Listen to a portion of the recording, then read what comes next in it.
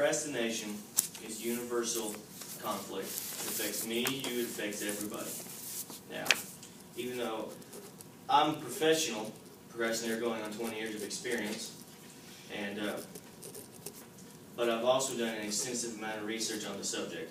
I've consulted multiple websites such as mindtools.com, psychologytoday.com, and a book called The Art of Procrastination, A Guide to Effective Dawdling, Lollygagging, and Postponing by philosopher John R. Perry.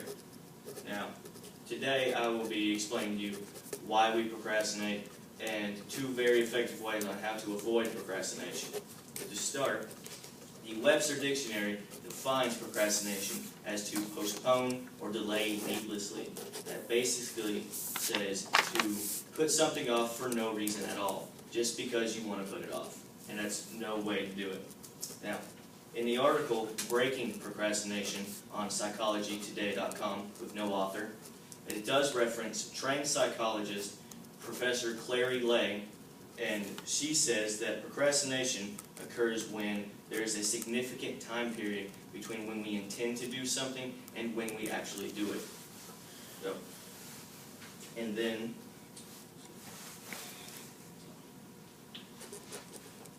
procrastination will also occur when we have obligations to do and we put them aside to do something else or just wait to do them.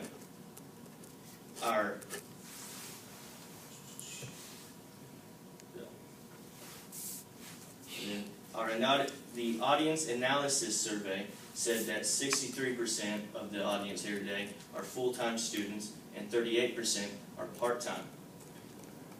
The procrastination will more or less affect the full-time students more because of the more strenuous school workload they have. The more courses you take, the more assignments you have to do. The more assignments you have to do, the more there is to procrastinate to pick only one and then you postpone the other ones, which will have a very lasting effect on your schoolwork. If you wait to do something till the last minute, it's not your best work and it shows.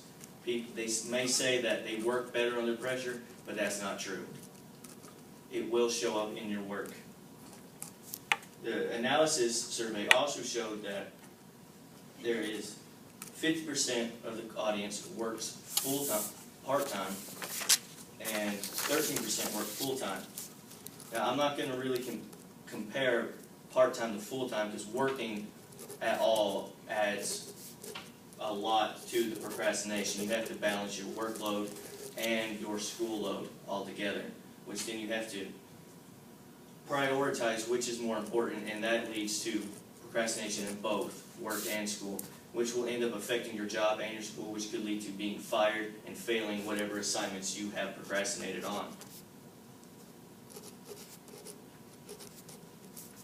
And now those are some of the main reasons why we procrastinate. I will be explaining two very effective ways on how to avoid procrastination. First, you have to recognize that you are a procrastinator. And very easy to do this is you may say yes to the most meaningless tasks there are, just to get out of whatever it is you're doing. Whether it's just going to sharpen pencils, even though you have a mechanical pencil. There's no reason for it, and that's a way to understand it. Realize it. And also, if you have a to-do list and you keep pushing off one very important task to the end, you'll say you want to do this one first and then get back to it, but you just don't keep getting back to it. That means you are procrastinating.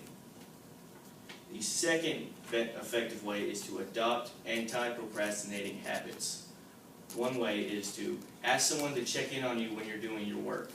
It could be a family member or a roommate. They don't have to check in on you every 5 minutes, but maybe every half hour when they get around to it, just to make sure you're doing your work and you're on your toes. Also, focus on the task at hand.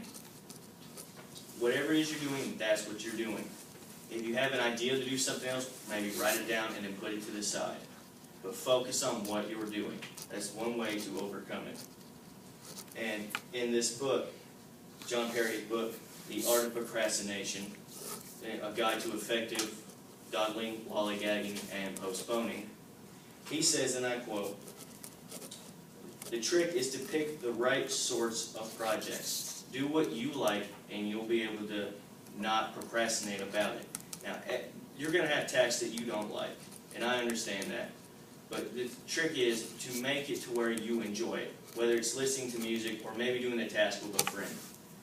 Whatever it is, make it to where you enjoy it at some point. That's the only way that you can overcome the procrastination. Now, and in conclusion, I would like to say that today my speech was supposed to inform you on what procrastination is, why it happens, and 2 very effective ways on how to avoid it. And I believe I did so. And just remember, procrastination will be a curse if you don't turn it into a blessing. And that's it.